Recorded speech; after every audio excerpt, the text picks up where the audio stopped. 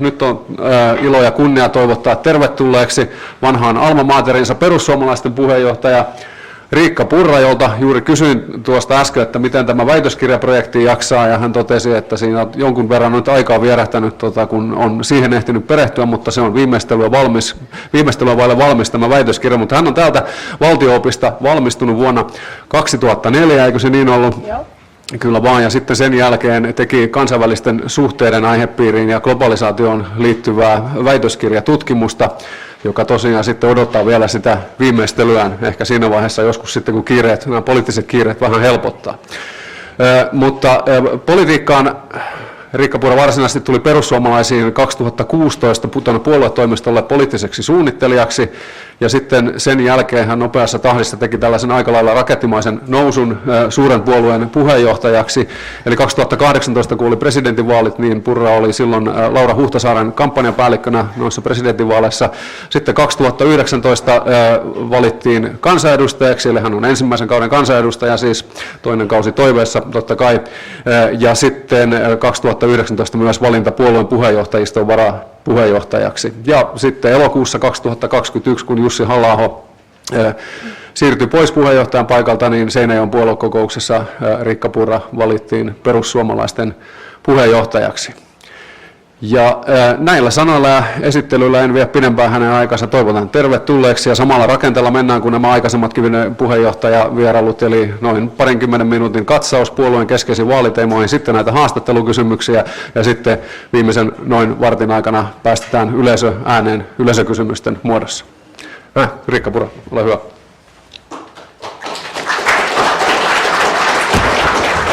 No niin, paljon kiitoksia Markku. Tässä olikin jo oikein hyvä alustus henkilöön, joten siihen ei tarvitse enempää mennä. Laitan vielä ajastimen päälle, etten puhu liikaa. Mutta ehkä mä sen verran vielä sanon, että nämä on tosiaan hyvin tuttuja mestoja. Valtio-opin laitos oli silloin tuolla Puutalossa vielä, kun täällä itse vaikutin, mutta publikumkin oli olemassa, ja Edukarju. Eli olen lukenut valtio-oppia ja KV-politiikkaa molemmat linjat, ja KV-politiikasta tehnyt sitten opinnäytetyöt, ja pitkänä sivuaineena olen lukenut taloustiedettä tuossa vieressä ja sitten kaikenlaista muutakin. Esimerkiksi ympäristötiedettä tuolla matemaattis-luonnontieteellisen puolella, sosiaalipolitiikkaa, oikeustiedettä, kasvatustiedettä ja vaikka ja mitä. Ja nyt en tosiaan ole moneen vuoteen seurannut sen paremmin oman oppialani kehitystä, akateemista keskustelua, enkä yliopistopolitiikkaakaan sen enempää kuin nyt tässä positiossa joka tapauksessa joutuu tekemään. Oikein mukava olla täällä. Ja pyydettiin vapaamuotoista katsausta puolueen tärkeimpiin vaaliteemoihin. No, jos ajatellaan perussuomalaisia, niin meille yleensä asetetaan tietyiksi profiiliteemoiksi ensisijaisesti maahanmuutto, sitten sinne on noussut selvästi rinnalle esimerkiksi ilmasto- ja energiapolitiikka, EU-politiikka lasketaan sinne usein. Ylipäätänsä meillä on varsin selkeä profiili. Tämä tuli selväksi muutama päivä sitten julkaistusta Imago-tutkimuksesta jälleen kerran.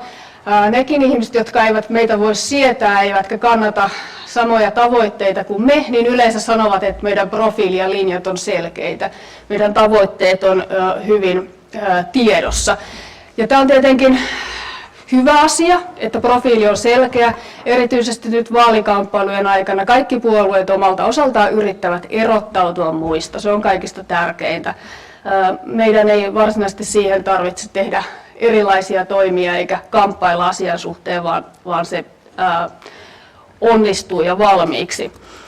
No, näiden niin sanottujen profiiliteemojen rinnalle on nostettu lukuisia muita politiikan sektoreita. Me olemme esimerkiksi nyt omalla puheenjohtajakaudella elokuusta asti julkaisseet hyvin laajoja sektoriohjelmia. Ne alkoivat ulko- ja turvallisuuspolitiikasta, sieltä on tullut energiapolitiikkaa, ilmastopolitiikkaa, kauppapolitiikkaa, kriminaalipolitiikkaa, maahanmuuttoa, taloutta ja niin edelleen. Pienemmistä aiheista esimerkiksi kulttuuria ja kielipolitiikkaa ja tämän tällaista. Me otetaan ylipäätänsä kantaa politiikan sektorilla luonnollisesti kaikkiin eteen nouseviin asiakysymyksiin. No, sitten yleisesti puolueiden mahdollisuus määritellä tätä agendaa yleensä koskaan, mutta vaalienkaan alla, niin se ei ole aivan niin yksinkertaista kuin joskus esimerkiksi mediassa arvellaan, että no persut nyt haluaa puhua tästä ja niin edelleen.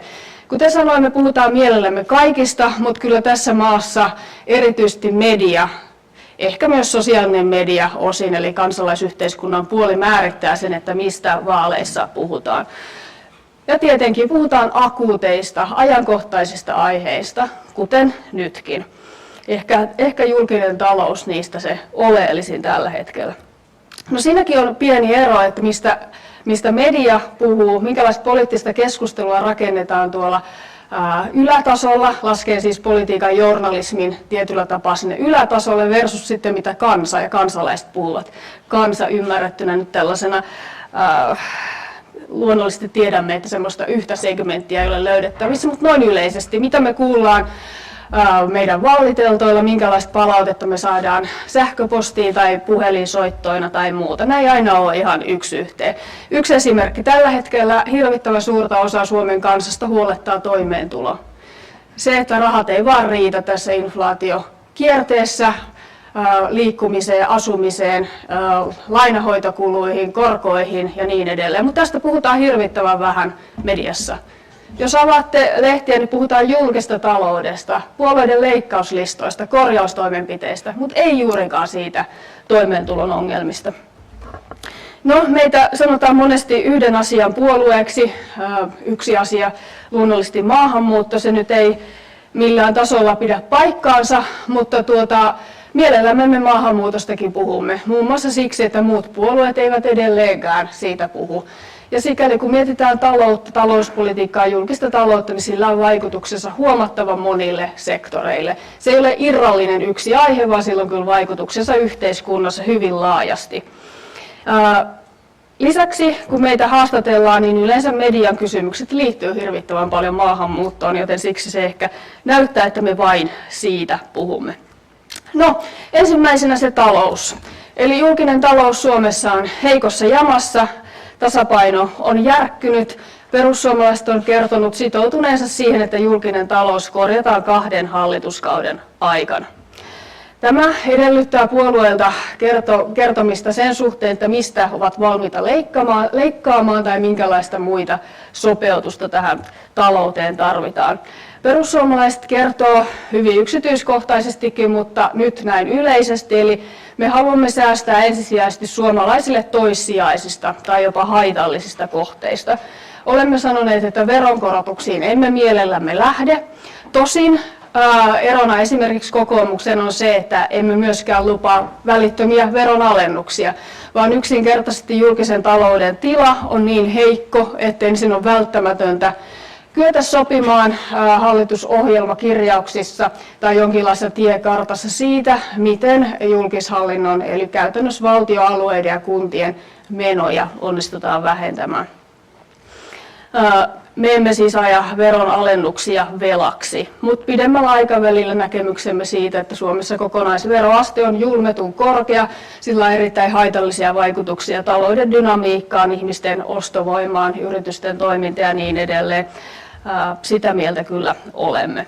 No esimerkiksi tämä toinen oppositiopuolue kokoomus on nyt esittänyt, että heillä hallituksen kynnyskysymys on se, että päästään VM:n esittämiin leikkauksiin ja sopeutuksiin. Itse olen sitä mieltä, että näiden lukujen esittäminen, miljardeja, 3 miljardia, 6 miljardia, se ei itsessään ole poliittinen valinta eikä argumentti, vaan tietenkin se, että mitä ne sisältää, eli toimenpiteet. Se, että on kynnyskysymys, joku miljardisumma, ilman että määritellään, mistä se koostuu, niin se ei ole ikään kuin poliittinen argumentti. Tai jos on, niin se on varsin huono sellainen. Jos mietitään leikkauksia ja mitä perussuomalaiset kannattaa, niin ensin pitää ajatella 1 vuoden budjettia. Oppositiossa tähän vastataan vaihtoehtobudjeteilla, eli perussuomalaisten uusimmasta vaihtoehtobudjetista löytyy 1 vuoden siihen aika kapeaan valtion budjettikehykseen tulevia leikkauksia. Siinä me emme esittäneet lainkaan uusia menolisäyksiä ja otimme velkaa vähemmän verrattuna tähän valtion ja hallituksen omaan budjettiin. Mutta sitten se suurempi momentum löytyy sieltä lainsäädännön kautta tehtävistä muutoksista. Näitä voidaan kutsua rakenteellisiksikin muutoksiksi. Eli kyse on siitä, että tehdään sellaista lainsäädäntöä, sellaisia muutoksia meidän järjestelmään, että vähitellen pidemmällä aikavälillä kustannukset laskevat. Valtiovarainministeriö julkaisi tämän oman pitkän luettelonsa, jossa oli vaikka minkälaista kohdetta, hyvin erityyppisiäkin keskenään, sekä suomalaisten perusturvaetuuksiin liittyen että kaikenlaista muuta. Se, mitä VM ei nostanut esille, mitä yleensä hallinto ei koskaan nosta esille, on leikkaukset hallinnosta itsestään, eli byrokratiasta, joka ainakin perussuomalaisten mielestä on tässä maassa liian suuri. Viittaan erityisesti keskijohtoon. Jos katsotaan vaikka yksityisen ja julkisen sektorin palkkakehitystä, niin tämä voidaan havaita hyvin selvästi. Keskijohtoon kuuluvat yleensä miespuoliset johtajat, heidän palkkaansa nousee huomattavasti kovempaa kuin yksityisellä sektorilla tai julkisen sektorin naisilla. Tämä kertoo jotakin siitä. Ja tätä on toki lukuisissa selvityksissäkin tämä sama havaittu, muun muassa OECD:ssä, kun vertaillaan 36 maan julkista sektoria, niin tämä Suomen tuotos voitaisiin 35% tehokkaammin saavuttaa. Ja tähän liittyen me olemme esittäneet hallinnonaloille jopa 2-4% säästötarpeita, mutta niin, että tämä ei kohdistu esimerkiksi koulutukseen, sosiaali- ja terveydenhuoltoon, maanpuolustukseen, poliisien määrään ja niin edelleen. Mutta meidän mielestämme julkisen sektorin koko suhteessa BKT tai yksityisen sektorin on liian suuri ja se on sikäli tehoton. Mielipidetiedustelujen perusteella suomalaiset haluaa myös julkisen talouden tasapainotettavan valtion menoja leikkaamalla eikä veronkorotuksilla. Kun mielipidetiedustelussa tätä selvitettiin, niin kansalaiset vastasivat, että leikkauksia tulee kohdistaa paisuneeseen hallintoon, kustannustehottomaan ympäristöpolitiikkaan, kehitysyhteistyön, yleisradioon, maahanmuuttoon ja kulttuuriin. Ja ei saisi keskittää perusopetukseen, varhaiskasvatukseen, maanpuolustukseen tai soteen. Kansalaiset ovat tätä mieltä, perussuomalaisetkin on aika pitkälle tätä mieltä. Miksi näistä sitten ei koskaan onnistuta kuitenkaan leikkaamaan? Sanoisin, että puolueilla, poliittisella eliitillä, byrokratialla on omia intressejään, jotka usein tulee siihen väliin, että leikkauksia on helpompi kuitenkin esittää vaikkapa juuri niihin, mistä toivottaisiin, että ei leikattaisi. Mutta joka tapauksessa se 1 vuoden budjettiraami tai edes se vähän pidempi JTS, eli julkisen talouden suunnitelma, ne on aika lyhytsyklisiä määrittäen tämän maan suuntaa niin kuin pidemmällä aikavälillä. Mutta kaikki poliitikot kuitenkin puhuu näistä rakenteellisista uudistuksista. Persuilla selvä rakenteellinen uudistus on maallemme kalliiksi tulevan maahanmuuton vähentäminen, joka vaikuttaa sitten erityisesti sosiaaliturvaan, tulonsiirtoihin julkisten palveluiden kautta säästäen. Demarit kertoi eilen oman rakenteellisen esityksensä, joka oli koko kansan terveystarkastukset, jolla kuulemma ennaltaehkäisyn kautta syntyisi sitten säästöjä. Huomaan, että tässähän menee aika paljonkin aikaa. Tähän hyppään ehkä vähän, että ehdin tuonne loppuun. Olisin puhunut tästä taloudesta ja säästökohteista vielä enemmänkin. Mutta jos puhun tästä taloudesta ja maahanmuuttopolitiikasta hieman, niin kuten me ollaan kerrottu, niin perussuomalaiset haluaa käydä keskustelua siitä, kenelle suomalainen hyvinvointijärjestelmä on tarkoitettu. Tällä hetkellä tiedämme, että käytännössä kuka tahansa, joka tulee maahan, saa riittävän oleskeluoikeuden, niin hänellä on pääsy näihin veronmaksajien maksamiin etuuksiin, palveluihin, verorahoitteiseen hyvään, myöhemmin eläkkeisiin. Ja näinhän ei aina ole ollut. Tätä meidän järjestelmää on muokattu tähän suuntaan.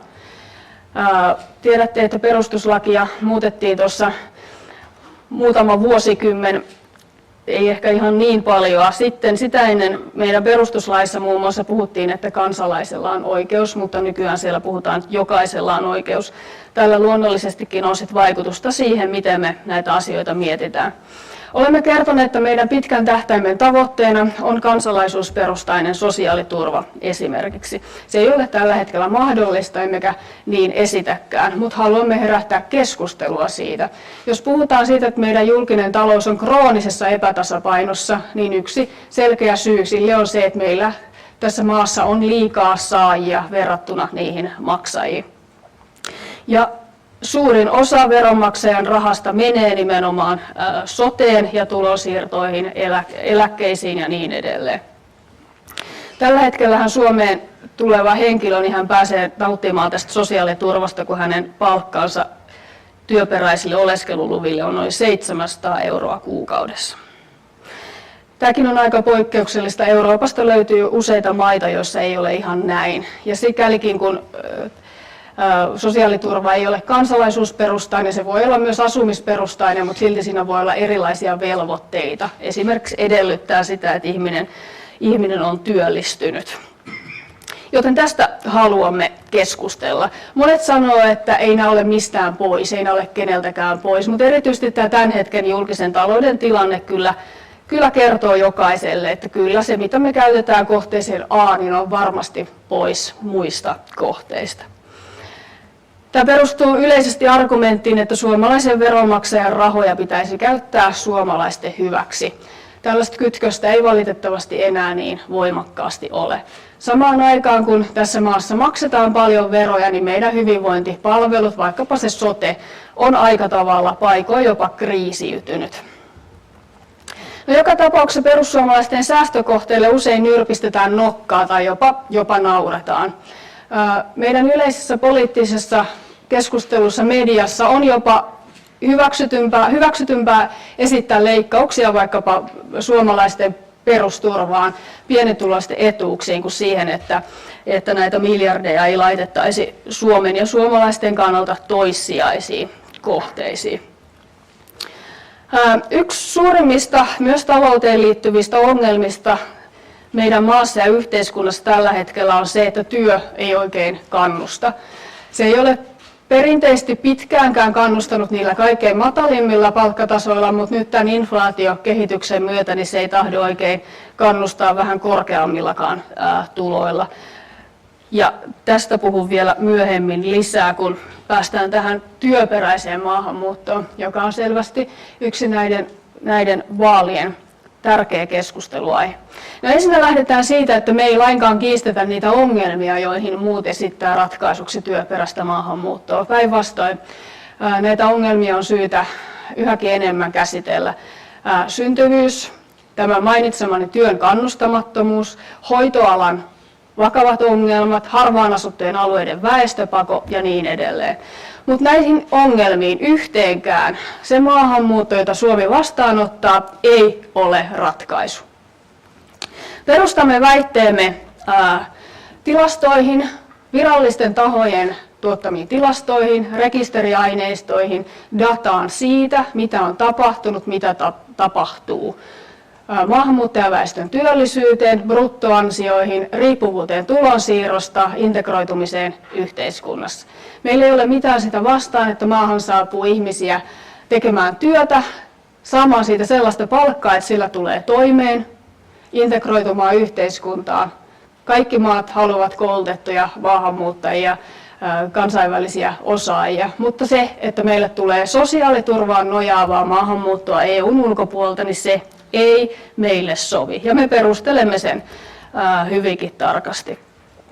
Valitettavasti tähän aiheeseen liittyen Suomessa nyt viime viikkoina ja kuukausinakin niin voi esittää mitä tahansa väitteitä ja ne kaikki menee läpi.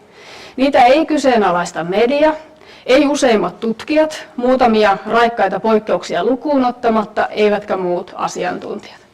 Tämä tilanne ei ole meille missään määrin uusi, sillä siitä ei ole kovin montaa vuotta, kun tämä sama ongelma koski kaikenlaista maahanmuuttoa. Mutta pitkäjänteisen keskustelun ja jankkaamisen myötä niin siitä on päästy eteenpäin. Nyt puhutaan vain työperäisestä maahanmuutosta. Meillä on ihan viime päivänäkin esitetty eri tahoilta, että Suomi tarvitsee 50 000 uutta tulijaa joka vuosi, vähintään 50 000. Näissä vaatimuksissa ei täsmennetä, mille aloille, mistä he tulevat, miten ylipäätänsä tämä on mahdollista, mutta esitetään vain näitä lukuja. Kerron teille esimerkin, mitä tarkoitan sillä, että mitä tahansa voidaan väittää tästä. Muutama kuukausi sitten erään työnantajaliiton puheenjohtaja väitti, että tällä 50 000 uudella maahanmuuttajalla päästään miljardin vuosittaisiin verotuloihin. Ja tätä tahon mukaan pitäisi harrastaa sitten 28 vuotta, eli uusia tulijoita tulisi Suomeen 1,3 miljoonaa. Selvä, tässä luku, aika suuret luvut, mutta entä tämä väite näistä verotuloista? Jos me katsotaan de facto tänne saapuvan maahanmuuton tuotannontekijätuloja, siis virallisista tulonjakotilastoista, näemme, että tässä miljardin verotuloväitteessä ei ole lainkaan hitustakaan totta. Jotta tuollaisiin lukemiin päästäisiin sillä maahanmuutolla, jota Suomi vastaanottaa, ei siis millään utopistisella toiveella, vaan sillä, mitä ihan oikeasti vastaanotetaan, niin näiden maahan saapuvien pitäisi maksaa veroihin kaikki tulonsa ja olla käyttämättä lainkaan julkisia palveluita. Eli ymmärrätte, tämä ei tietenkään toteudu ja keskimäärin maahanmuuttajaväestö käyttää enemmän julkisia palveluita. Mutta mediassa ei ole tätäkään asiaa korjattu, olemme kyllä yrittäneet siihen vaikuttaa. Mutta tässäkin päästään siihen, ainakin täällä politiikan tutkimuksen laitoksella tiedetään, että politiikassa ja vaalikamppailuissa on kysymys ennen muuta tietynlaista hokemista ja huuteluista. Ei ole tarpeenkaan yleensä mennä mihinkään syvällisempään, vaan työperäisestä maahanmuutostakin keskustellaan ja meiltä kysytään, että no niin, kannatatko vai vastustatko? Ja sitten, no minä kannatan, no minä vastustan, eikä mitään muuta. Mikäli päästäisiin pureutumaan edes niihin väitteisiin, argumenttien perusolettamuksiin ja näihin dataan, euroihin, niin tilanne olisi ihan toinen. No, mutta se siis siitä. Ongelma tässä on se, että Suomi ei vastaanota sellaisia tulijoita, että siitä olisi keskimäärin, siis tietenkin puhutaan koko ajan keskimääräistä hyötyä meidän julkiselle taloudelle tai taloudellisille huoltosuhteille. Jos vastaanottaisimme, tilanne olisi täysin toinen, mutta toisaalta maassa ei myöskään tehdä sellaista politiikkaa, ei ole tehty yhtään poliittista päätöstä, että houkuteltaisiin sitten juuri sellaista maahanmuuttoa. Sen sijaan meidän järjestelmä, niin siinä on sellaisia elementtejä, jotka houkuttelee muunlaista maahanmuuttoa. Ja tämäkään ei ole siis tulijoiden, eikä ihmisten, eikä yksilöiden vika, eikä ongelma. Maailmassa on täysin inhimillistä hakeutua korkeamman elintason maihin. Tämä ei ole näiden tulijoiden vika. Kyse on meidän omasta maahanmuuttopolitiikasta, meidän omasta talouspolitiikasta. No, miten sitten korjataan niitä ongelmia, joita tämä asia ei meidän mielestämme korjaa? Syntyvyyteen politiikalla voi vaikuttaa hirvittävän vähän, mutta perhemyönteisyyden ja lapsimyönteisyyden lisääminen, uhkien maalailun vähentäminen ylipäätänsä ja tietyt myös taloudelliset kannusteet, niin kyllä niitä kannattaisi kuitenkin kokeilla. Ensiarvoisen tärkeää on parantaa niitä työn kannustimia, se on ihan välttämätöntä. Ostovoiman parantaminen, eli paljonko palkansaajalle jää käteen. Tähän vaikuttaa paitsi tietenkin ansiotuloverotus, niin myös nämä arjen kustannukset, jotka haukkaa yhä enemmän. Hirvittävän tärkeää, kun puhutaan työvoimapulasta, niin on ammatillisen koulutuksen parantaminen. Meillä tällä hetkellä kaikki puhuu siitä, että korkeakoulutettavien määrää pitää lisätä aivan huikeasti. Yliopistoihin ja AMK:ihin hirveästi uusia, ammatillista ei juuri puhuta. Yleensä poliittisessa diskurssissa ajatellaan, että meidän ammatilliset osaajat tulee Euroopan ulkopuolelta, että me vaan sit ollaan korkeakoulutettuja ja me muut. Tässä on selkeä virhe, vaan kyllä meidän oman ammatillisen järjestelmän pitää huolehtia siitä, että eri aloille, elinkeinoelämän sektoreille riittää osaajia ihan meidän omasta maasta. No sote-alalla on sitten vielä ihan omat ongelmansa, jotka liittyy ainakin osittain ylipäätänsä perusrahoituksen ongelmiin ja siihen, että varsinkaan hoitajat eivät tällä alalla viihdy, palkka ja kuormittavuus eivät kohtaa. No niin, mä oon puhunut yli 20 minuuttia, mutta mä otan vielä ainakin energiasta ja ilmastosta tässä hieman, koska nekin on näitä, mistä meidät selkeästi erotetaan muista. Perussuomalaisetkin on sitä mieltä, että fossiilista pitää irrottautua. Se on selvää. Fossiilista pitää irrottautua, mutta me olemme sitä mieltä, että se pitää tehdä teknisesti ja taloudellisesti järkevästi, sellaisella tavalla, että se on ylipäätänsä mahdollista. Se, että julistetaan kunnianhimoa, se ei ole haitallista eikä itsessään maksa, mutta sen toteuttaminen maksaa ja haittaa meitä suhteessa muihin. Kaikki tietää, että ilmastonmuutos on globaali ongelma, jota ei ratkaista paikallisesti. Suomen tavoittelema hiilineutraalisuus vuodelle 35, kuten me olemme moneen kertaan sanoneet, se on teknistaloudellisesti järjetön.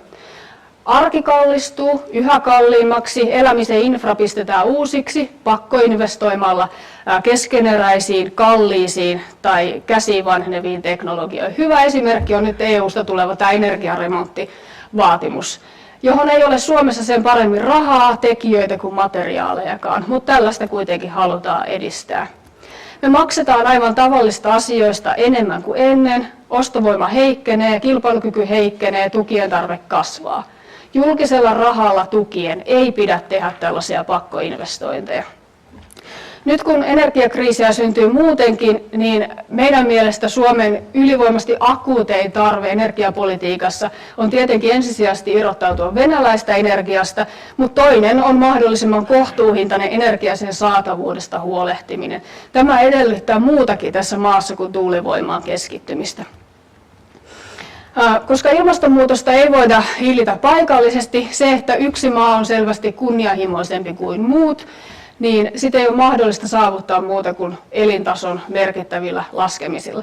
Tämä on se seikka, josta edes vihreät ei kovin mielellään puhu, muista puolueista puhumattakaan. Ylipäätänsä ilmastopolitiikan hinta on semmoinen aika harvinainen poliittinen teema. Mutta tästäkin annan tutkimukseen perustuva esimerkki. Tämä 1,5 asteen tavoite, jota halutaan tavoitella, niin se edellyttää, nyt viittaa Sitran ja Aalto-yliopiston omiin laskelmiin, että keskiverto suomalainen pienentää hiilijalanjälkeä nykyistä 8,6 tonnista päästöjä, CO2-päästöjä vuodessa 2,5 tonniin vuoteen 30 mennessä ja 0,7 tonniin vuoteen 50 mennessä. Jotta siis näihin päästötavoitteisiin päästäisiin, niin meistä jokaisen on vähennettävä kulutusta 1/12 tästä nykyisestä. Ja Suomi on nyt siis jo puolittanut päästönsä henkeä kohden tästä 2000-luvun alun huipusta. Ja se on ollutkin hyvä suoritus, mutta se on ollut ihan leikkiä siihen verrattuna, mitä nyt edellytettäisiin. Tästä päästötasosta pitäisi saada vielä 90% alas. No kuinka vähän toi 0,7 tonnia, eli meidän tavoite vuodelle 50 sitten on? Tämän hetken teknologialla se tarkoittaisi, että ruoankulutuksen pitää laskea 60%, eikä mihinkään muuhun jää mitään tässä hiilibudjetissa. Ei asumiseen, ei liikkumiseen, ei tavaroihin, ei palveluihin, vain vähän ruokaa, mutta ei muuten mitään. Esimerkiksi Pohjois-Korean päästöt on tällä hetkellä 2,5 tonnia per henkilö per vuosi, eli about toi meidän tavoite vuodelle 30. Tällaisiin kunnianhimon tasoihin ei päästä mitenkään muuten kuin merkittävästi elintasoa laskemalla. Ja kun tämä elintaso koostuu siitä, että meillä on tässä maassa työtä, tuotantoa, ylipäätänsä taloutta, sitä, että on toimeliaisuutta. Ja tästäkin me mielellämme puhuisimme, näistä faktisista luvuista, mitä se tarkoittaa. Jokainen meistä voi huutaa ja kertoa, että kuinka kunnianhimoinen olen ja miten meidän täytyy olla ykkösiä. Mutta mitä jos mentäisiin niihin tosiasioihin? Sinne, mihin nämä oikeasti perustuu ja mitä se edellyttää. Totta kai teknologia kehittyy koko ajan ja näiden päästövähennysten tekeminen on yksinkertaisempaa ja mahdollisempaa, mutta sekään ei tapahdu tässä aikataulussa, ei tällä rahalla, eikä varsinkaan globaalilla tasolla, mutta ei myöskään Suomessa. Kenenkään rahat ei riitä näihin. Se mitä me halutaan, niin on nämä päästöjä vähentävät ratkaisut, niiden on oltava teknisesti ja taloudellisesti toimivia ja kestäviä. Esimerkiksi mitään polttavaa teknologiaa ei kannata itsessään kieltää. Meidän esimerkiksi hiilidioksidin talteenotto ja varastointi ja hyödyntäminen on varsin pitkällä, synteettisten polttoaineiden kehittäminen ja niin edelleen. Se, että me esimerkiksi kielletään polttomoottoriautot tai vedetään meidän hiilivoimalat yksinkertaisesti alas, nythän niitä on vähän palautettu tuotantoon, kun on tullut hätä käteen, niin siinä ei vaan ole mitään järkeä. Vastaavasti meillä on tässä maassa omavarainen energiamuoto nimeltä turve, jota ei olisi saanut ajaa alas. Mutta tämä on sinivalkoista siirtymää, joka on meidän vaihtoehto energia- ja ilmastopolitiikalle, ja se korostaa myös omavaraisuutta ja huoltovarmuutta. Jos minulla olisi ollut aikaa, olisin puhunut myös metsistä, ylipäätänsä tästä meidän visiosta, sitten olisin puhunut varmasti EUsta ja erityisesti koulusta, joka on nyt onneksi saatu tähän näiden hyvinkin akuuttien vaaliteemojen joukkoon. Olen siitä hyvin tyytyväinen. Mutta ehkä mennään kysymyksiin ja vastaan sitten sitä kautta lisää. Joo, kiitoksia.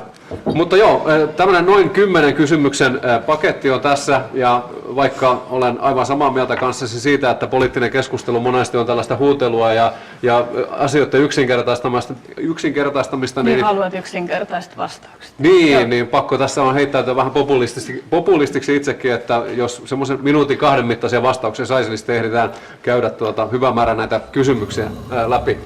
Aloitetaan semmoisella, että nyt kun vaalit tulee, niin hallituspuolueilla on sikäli helppo tehtävä, että jos he ovat tekemänsä hallituspolitiikkaan tyytyväisiä, niin kuin he yleensä ovat, niin hehän sitten kehuvat itseään ja luettelevat niitä saavutuksia. Oppositiopuolueilla tilanne on vähän traagisempi siinä mielessä, että kun siihen lainsäädäntöä ei ole päässyt hallituksen esityksenä tekemään, niin sitten täytyy keksiä muuta puhuttavaa.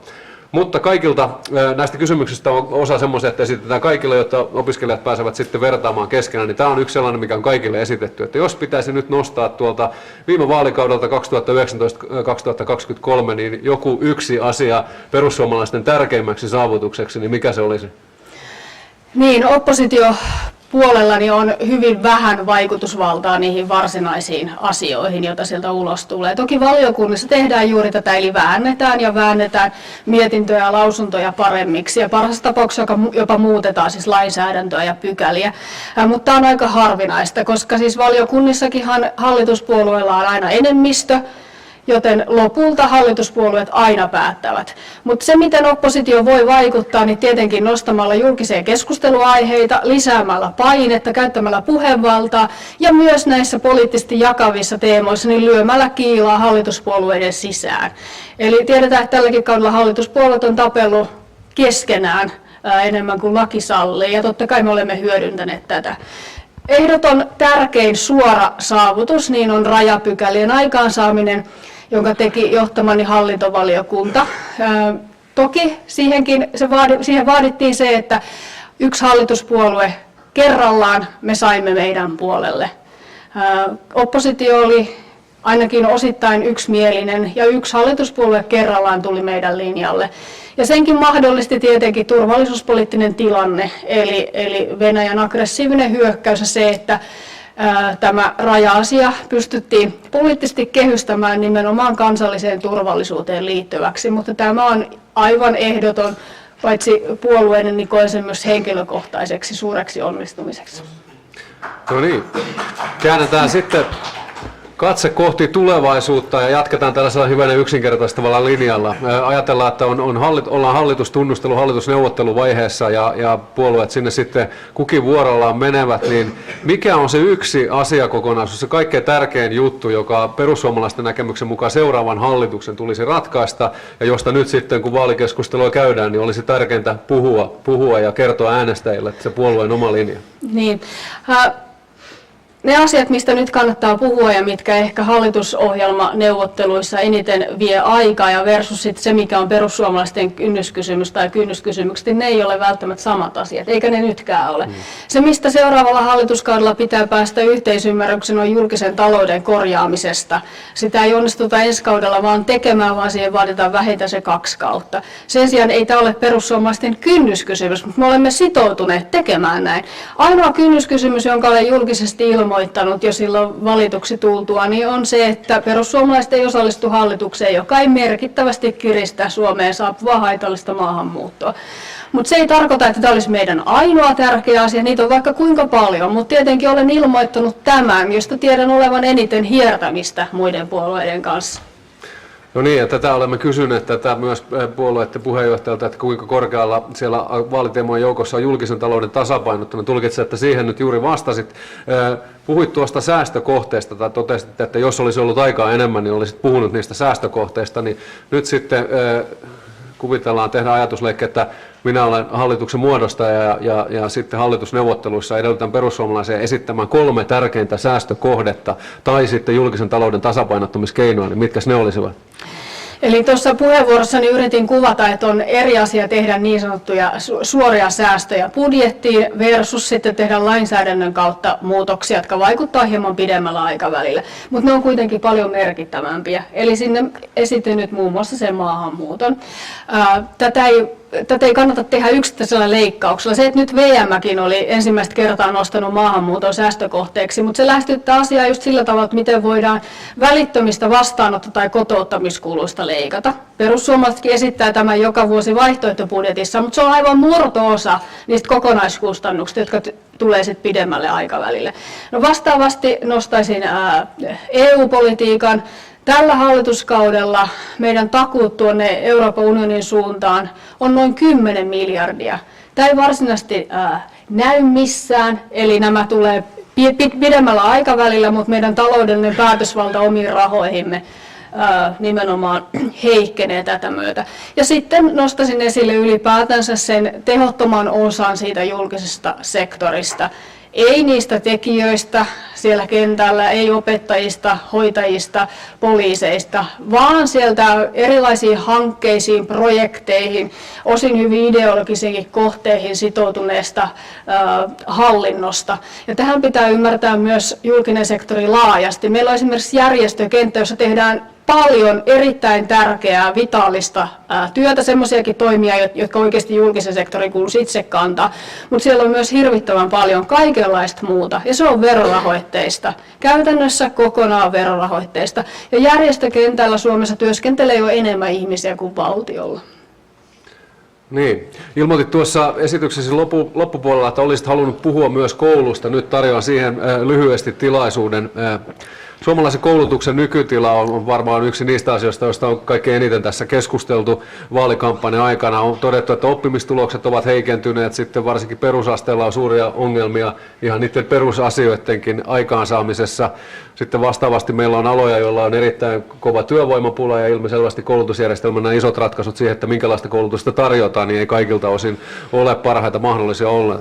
Ammatillisessa koulutuksessa on monenlaista ongelmaa. Niin mikä teidän näkemyksenne on, että onko tämä paljon puhuttu suomalainen koulutusryhmä nyt ihan romahtamassa käsiin ja mikä tässä on mennyt pieleen ja mitkä olisivat sitten ne ensimmäiset askeleet, millä perussuomalaiset lähtisivät tätä tilannetta korjaamaan?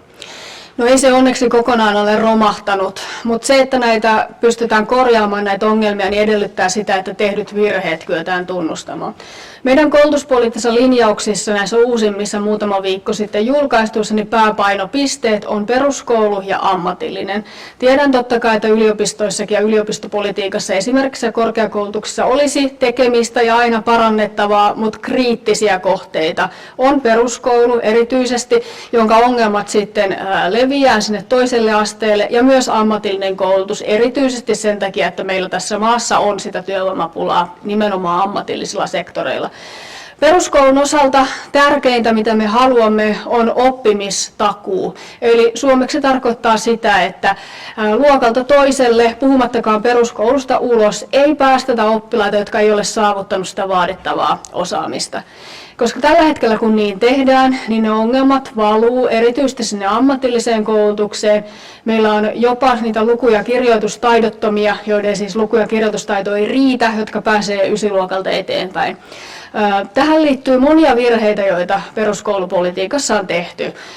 Ylipäätänsä opetushallinto tuntuu olevan välillä kuin norsunluutornissa. Siltä tulee hyvin erilaisia ihmeellisiä uudistuksia, joita on tässäkin maassa tehty vaikka kuinka paljon, jotka työnnetään sinne koulumaailmaan. Opettajat on sangen hukassa niiden kanssa. Ne ei lainkaan sovi läheskään kaikille lapsille ja nuorille.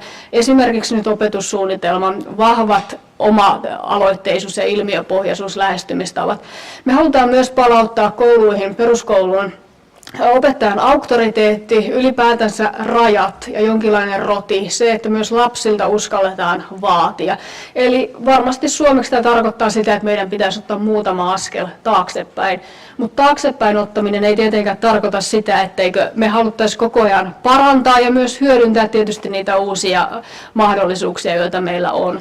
Mutta se, että viime vuodet ollaan keskitytty yhä kasvavaan digitalisaatioon, enemmän laitteita, enemmän pelejä, niin tämä on meidän mielestä erittäin huono suuntaus. Ja ainakin me kaikki, joilla on lapsia ja nuoria kotona, niin näkee käytännössä, mitä se tarkoittaa, että koulussakin se pädi on yleensä aina siinä edessä ja sitten ehkä sillä eksytään vähän pelaamaan silloin, kun pitäisi opiskella.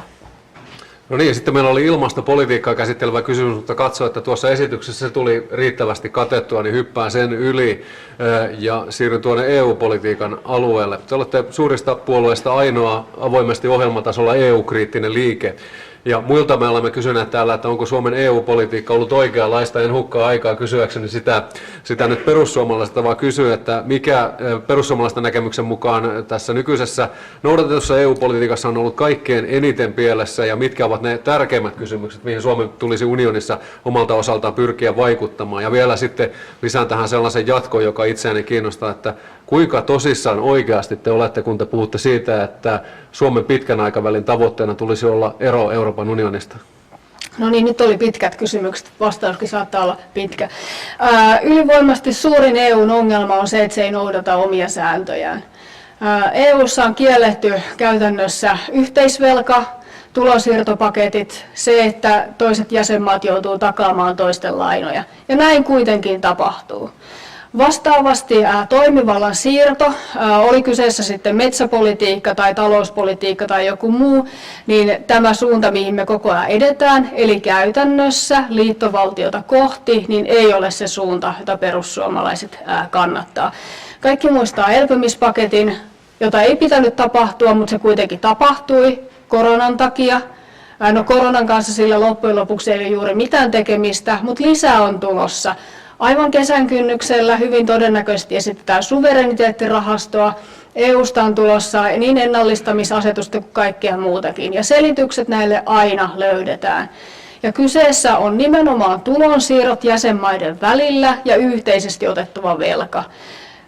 Eduskunta yksimielisesti sai aikaiseksi lausumat, jotka sanoo, että Suomi ei ole valmis muihin vastaaviin paketteihin. Niissä väitettiin, että elpymispaketti on kertaluonteinen, tarkkarajainen ja Suomi ei tällaiseen aio jatkossa osallistua.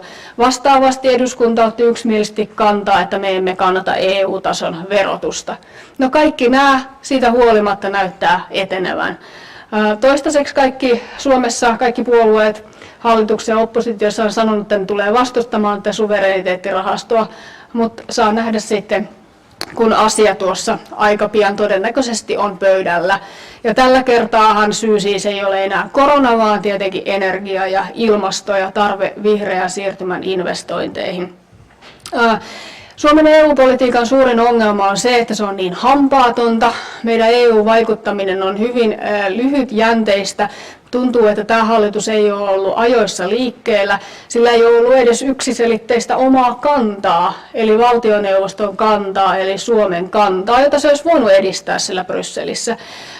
Vaikkapa Ruotsi ja Tanskan EU-politiikka on huomattavasti parempaa, ne ajaa omaa intressiänsä selvästi voimakkaammin kuin Suomi, joten tässä olisi yksi täysin selkeä tavoite, mihin sitä pitäisi parantaa. Ja tätä kuulee Brysselistä ihan virkamiestasolta. He eivät tiedä, mitä heidän pitäisi tehdä, jos ei ole mitään kantaa, mitä pitäisi edistää. Suomi tuntuu kelluvan tässä omassa EU-politiikassaan ja kaikki on niin kuin kotiin päin, kaikkiin pöytiin ja kerätään pääomaa, jota ei koskaan mihinkään käytetä. Perussuomalaisten vuoden 2019 EU-poliittisessa ohjelmassa lukee, että strateginen pitkän aikavälin tavoite on EU-ero, ja se perustellaan juuri sillä, että me emme näe emmekä usko, että unioni kehittyy oikeaan suuntaan, vaan se menee koko ajan huonommaksi. Tämä ei tarkoita, etteikö me nähtäisi unionissa olevan paljon hyötyjäkin. Vaikkapa nyt Ukrainan sodan yhteydessä se on näyttänyt myös vahvuutensa, ja totta kai kauppapolitiikkaan liittyy paljonkin hyötyjä. Suomessa EUta kannatetaan enemmän kuin koskaan. Varmasti turvallisuuspoliittisin syin. Kansalaiset eivät siis kannata tätä EU-eroa, joten on luonnollista, että perussuomalaisetkaan ei sitä tällä hetkellä aktiivisesti edistä. Sen sijaan kyllä maassamme on muuttunut mielipiteet vaikkapa Naton suhteen hyvin nopeasti. Ja niin kuin Markku sanoi, me olemme ainoa EU-kriittinen puolue tässä maassa. Me kerromme suomalaisille, kuinka paljon se tulee maksamaan, kuinka paljon nämä paketit tulevat maksamaan, mitä siitä aiheutuu metsäpolitiikkaan, metsänomistajille, metsäteollisuuteen, ylipäätänsä meidän vientialoille, minkä verran päätösvaltaa valuu sinne, kuinka vähän vaikutusvaltaa pienellä Suomella on, Keski-Euroopan, Saksaa, Ranskaa, Etelän Italiaa, jne. suhteessa näihin. Me kerromme, miten ongelmallinen järjestely euro oli. Siitäkin ei ole kovin montaa vuotta, kun euroa pidettiin onnistununa projektina. Nykyään mä en tiedä, löytyykö tästä maasta hirveän montaa ekonomistia, joka ei tunnistaisi, että eurojärjestelmässä on erittäin merkittäviä virheitä, ja ehkä sellaista ei olisi pitänyt edes tehdä. No niin, nyt ollaan saavuttu sellaiseen vaiheeseen tätä vaalikampanjaa, että hallituspohjaspekulaatiot käyvät aika lailla kuumeisena koko ajan, ja tilanne on se, että SDP, Vihreät ja Vasemmistoliitto, aika lailla myös ruotsalainen kansanpuolue ovat suoraan ilmoittaneet, että he eivät halua toimia samassa hallituksessa perussuomalaisten kanssa. Ja kysyisin nyt, että millaisia ajatuksia perussuomalaisissa nämä etukäteen tehdyt ilmoitukset herättävät, ja miksi luulette, että teidän seuranne ei sinne samalle hiekkalaatikolle kelpaa? Ja olisitteko mahdollisesti itse kuitenkin valmiit menemään näiden mainittujen puolueiden kanssa samaan hallitukseen, jos he vaikka sitten peruisivat nämä kantansa? Mutta jos lähdetään siitä, että nämä ilmoitukset on tosissaan tehty, niin kuin varmaan pitää tehdä, niin jäljelle jäävät kokoomus, keskusta, kristillisdemokraatit ja Liike Nyt, niin tuliko siinä samalla myös luotelleeksi tällaisen perussuomalaisen unelma-hallituspohja-koalition? No ensinnä kiitos Pirtiästä kysymyksestä, kun tähänkin on vastannut tässä viime viikkojen ja kuukausien aikana noin 150 kertaa, niin yleensä media kysyy, että miltä se tuntuu, että sosiaalidemokraattien puheenjohtaja on näin rumasti perussuomalaiset sanonut. Sä kysyt, että mitä ajatuksia tämä herättää.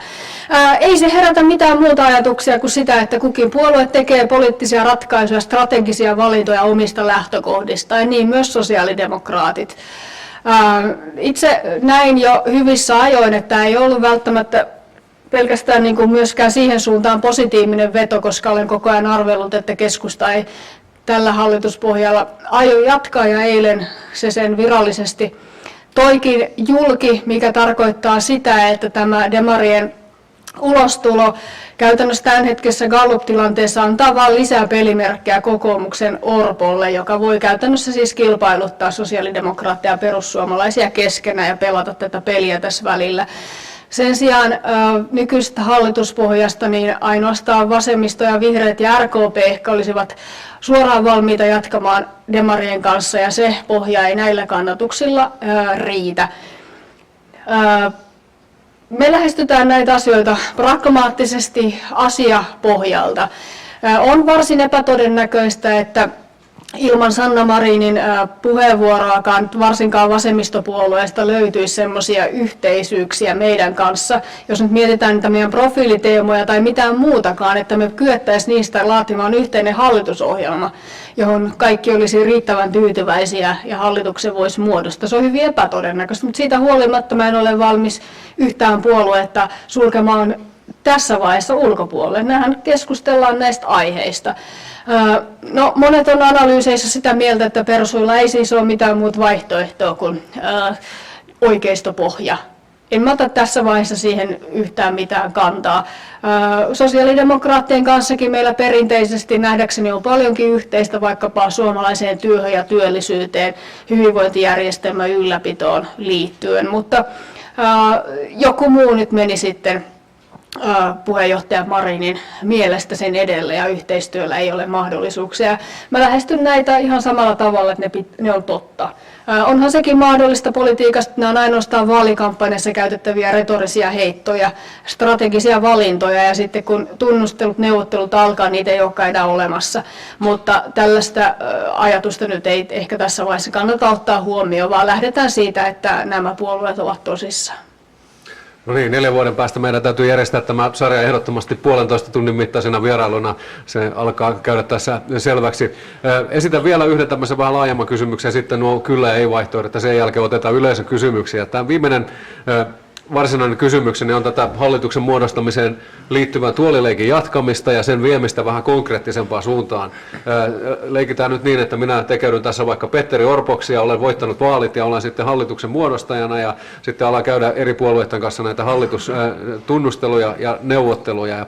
Ja jatketaan tätä ajatusleikkiä vielä niin, että perussuomalaiset on siellä sitten toiseksi suurimpana puolueena, ensimmäisenä keskustelukumppanina. Mutta politiikka ja varsinkin hallituspolitiikka on aina valintoja ja asioiden tärkeysjärjestyksen laittamista. Ja nyt pyydänkin, Riikka Purra, että asetat tästä seuraavasta 5 asian listasta asetatte nämä 5 asiaa tärkeysjärjestyksen niin, että yksi niistä on ehdoton päätavoite, kynnyskysymys, sitten valitsette 2 muuta, joista ensimmäisestä toteutuu 50 ja toisesta 30%, ja sitten teidän on pudotettava 2 näistä kokonaan pois. Siis luuletko sä, että mä paljastan nämä tässä? Kuuntelepa nyt vielä, mitkä nämä ovat nämä asiakysymykset, ja näitä on siis tosiaan 5, ja näistä päätavoite, sitten 2 muuta, joista 50% toteutuu ensimmäinen, toinen 30% ja 2 heivata laidan yli kokonaan. Ensimmäinen on humanitaarisen maahanmuuton minimointi, eli Tanskan tyyliin 0 turvapaikanhakijaa. 2. Suomen EU-politiikan kääntäminen mallioppilasmeiningistä ärhäkkään kansallisen edun puolustamiseen ja EUn vallankasvun vastaiseen kamppailuun. 3. hiilineutraaliustavoitteen siirtäminen vuoteen 2050 ja ilmastopoliittisen kunnianhimon korvaaminen sillä, mitä perussuomalaiset kutsuu ilmastorealismiksi. 4. konservatiivisten arvojen yleinen kunnianpalautus suomalaisessa yhteiskunnassa. Ja 5. viimeisenä energiapalettimme laajentaminen ydinvoimakapasiteettia kasvattamalla sekä kotimaisen metsähakkeen ja turpeen polttoa lisäämällä. Onpa iisiä. No siis nämä konservatiiviset arvot, niin siis en mä nyt hallitukseen porukkani kanssa lähde mitään arvoja sinne papereihin rustaamaan. Eli siis kyllä tämä ylipäätänsä että meidän linja, niin se kertoo minkälaiset arvot meillä on ja arvopohja, mutta mun mielestä politiikassa nyt ehkä enempää tarvii ihan suoraan siitä puhua. Eli se on se ainoa, minkä mä nyt, jos näistä täytyy näitä heivailla, niin jonka voi sieltä heivata. Mutta kyllä nämä kaikki 4 muuta oli ihan hirvittävän tärkeitä. Ja mä en tiedä, onko kollegani täällä suostuneet tähän yksiselitteisesti vastaamaan, mutta en mä ainakaan suostu. Et siis noi on... Itse asiassa olet ensimmäinen, kenelle tämän mittaluokan täsmällisyyden kysymys on esitetty. Tiesin. Hyvin tärkeitä kaikki. Toki siihen humanitaariseen maahanmuuttoon liittyen sanoisin, että just tällä hetkellähän Suomi nyt ei vastaanota spontaania turvapaikanhakijoita niin paljon. Tällä hetkellä paljon oleellisempaa on perheenyhdistämisväylä ja sitten tämä työntekijän oleskeluluvalla eli matalan palkan sektoreille saapuva EUn ulkopuolinen maahanmuutto. Eli tätäkin pitää lähestyä kokonaisuutena. No EU-politiikka ja energiapolitiikka erittäin tärkeitä. Eli tämän täsmällisempää en anna.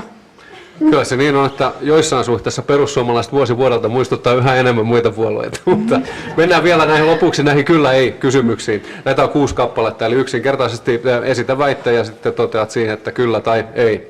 Korkeakouluihin lukukausimaksut myös suomalaisille ja EU-etäalueelta tuleville opiskelijoille? Ei. Otetaan käyttöön koko ikäluokkaa koskeva asevelvollisuus, mukaan lukien siis naiset? Ei. Euroopan unioni on Suomelle tärkeämpi kuin kahdenväliset suhteet eri maihin? Tämä kyllä riippuu, ei tähän voi sanoa erikseen mitään. Tällaisia vastauksia on hyväksytty aiemmiltakin puheenjohtajalta. Mennään 4. Valtion tulee olla valmis ottamaan lisää velkaa hyvinvointiyhteiskunnan ylläpitämiseksi? Ei. Suomen tulee olla ilmastotoimissa kansainvälinen suunnannäyttäjä ja edelläkävijä?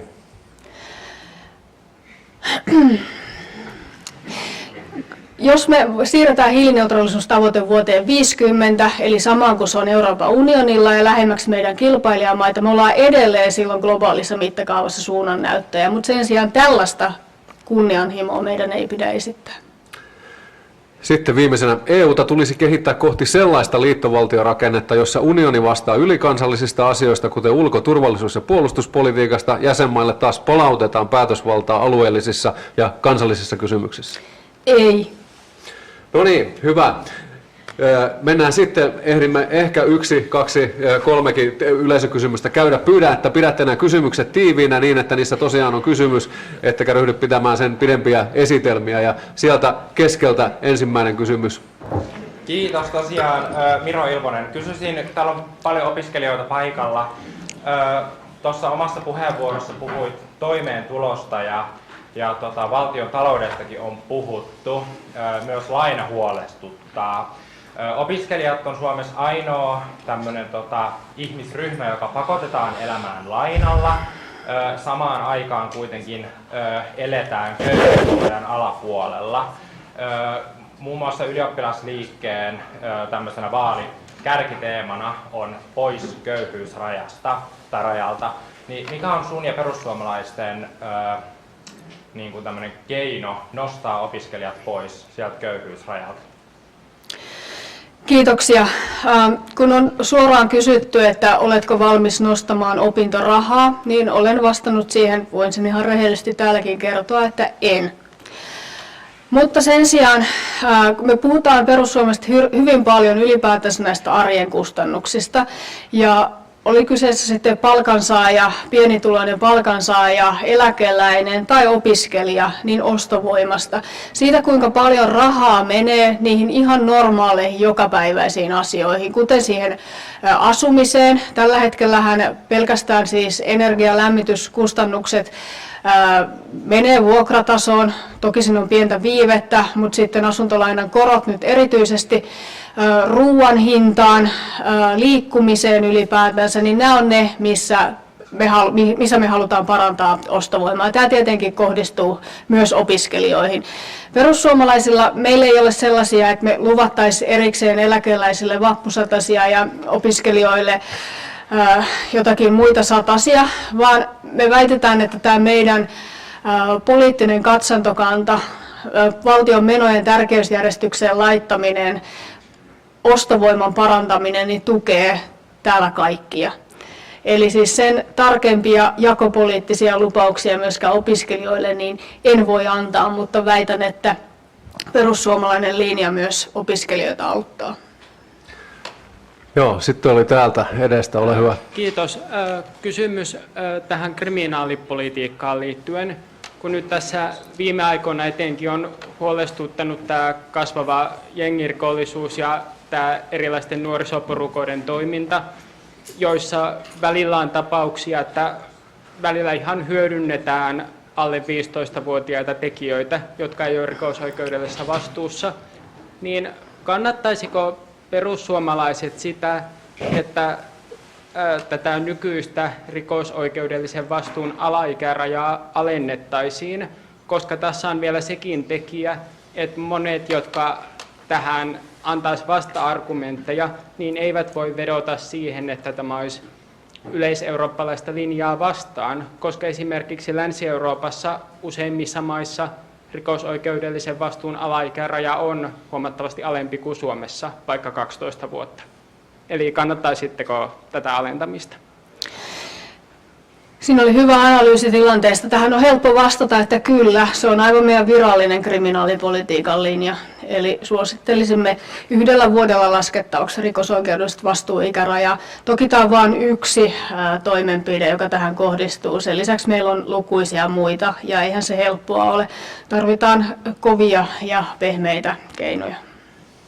No niin, nyt alkaa kello olla niin paljon, että meillä todennäköisesti on enää yhteen kysymykseen aikaa, ja olen yrittänyt noudattaa tämmöistä aluepoliittista tasa-arvoa täällä salissa, niin en anna tähän eteen enää kysymyksiä. Sieltä puolelta oli yksi kysymys, että suurin piirtein menty maantieteellisesti tasapuolisella tavalla. No, Vesa Pärni, hei. Itse asiassa pari kysymystä ja yksi kommentti tässä näitä. Mitä mieltä olet näistä säästötavoitteista, että se niin tämmöinen Kojamo ja tällaisista, niin kuin, sitten näistä yritystuista, niin semmoista voisi säästää. Ja sitten, että tuolla eilen A-studiossa oli mielenkiintoinen kommentti, että asuminen on varsinkin pääkaupunkiseudulla paljon kalliimpaa kuin vaikka Tampereella ja Turussa, niin mitä te olette miettineet niin vuokra-asumisen, niin sitä pitäisi lisätä. Ja sitten yksi kommentti tuosta eilen A-studiosta, että jos toi vaaliväittelyssä kerroton huutelu ja ei ole substanssia, niin sitten kun osallistut tuohon MTV:n tai Ylen vaaliväittelyyn ja SDP ehdottaa tätä koko kansan terveystarkastuksia, kun se on 1,9 miljardin säästö, niin ehdotapa sä, että tehdään 2 terveystarkastusta per vuosi, niin mä laskin, että se on 3,8 miljardia säästöä. Kiitoksia. Jos näihin asumiseen ja muihin liittyviin kysymyksiin vastaisin, siihen menisi ainakin 5 minuuttia. Mutta jos mä nyt lyhyesti sanon, että kun mainitsit siellä sen Kojamon, niin perussuomalaiset esimerkiksi on jo pitkään esittänyt, että näiden yleishyödyllisten säätiöiden, jotka monet ovat poliittisestikin sijoittuneita, niin niiden esimerkiksi pääomatulot pitäisi asettaa verolle aivan normaalisti. Me tiedetään, että käytännössä tämä vuokrat, joita Suomessa jotka nytkin on nousseet, niin kun katsotaan, että kuinka suuri osa tästä summasta loppujen lopuksi tulee veronmaksajilta, jotka maksaa tätä vuokraa tavalla tai toisella, niin se on aika korkea. Asumisen kustannukset pääkaupunkiseudulla koostuu hyvinkin monesta asiasta, totta kai kalliista maapinta-alasta, mutta myös monista muista seikoista, jotka en nyt tässä ehkä mene. Se, että rakennetaan niin sanottua kohtuuhintaista vuokra-asumista, niin se ei varsinaisesti edes tähän itse ongelmaan puutu. Jos katsotaan vaikka omaa asuinkuntaa, niin Kirkkonummea tai siinä vieressä Suomen toiseksi suurinta kaupunkia Espoota, niin kyllä se on aika hyvin tikattu täyteen sitä kohtuuhintaista vuokra-asuntoa, mutta ei se valitettavasti niin kustannuksiin vaikuta. No niin, nyt on tullut aika kiittää teitä arvoisa yleisö siitä, että näin suurilukuisena saavutte paikalle herkämättä esitystä seurasitte ja myös kysymysten esittäjille hyvistä kysymyksistä ja ennen kaikkea tietysti päivä tähteä Riikka Purraa siitä, että löysit aikataulustasi aikaa saapua tänne Alma Materin tiloihin kertomaan perussuomalaisten linjasta ja niin kuin kaikille muillekin täällä vieraille, niin toivotan myös sinulle energiaa ja jaksamista tähän aika lailla varmasti raskaaseen kampanjan loppuvaiheeseen. Kiitoksia.